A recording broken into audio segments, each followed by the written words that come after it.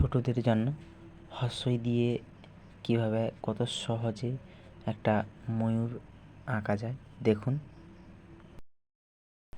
প্রথমে আমি হর্ষইটা করে নিলাম এবং ময়ূরের বডি, পাখনা, ঠোঁট, চোখ এবং তার পুচ্ছগুলো করে নিলাম।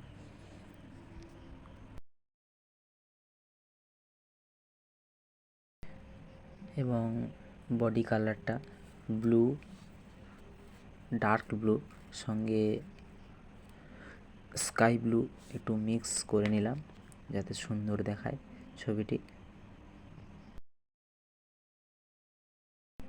এবং ডানাটিতে সবুজ এবং পুচ্ছগুলোতে সবুজ রং দিয়ে দিচ্ছি।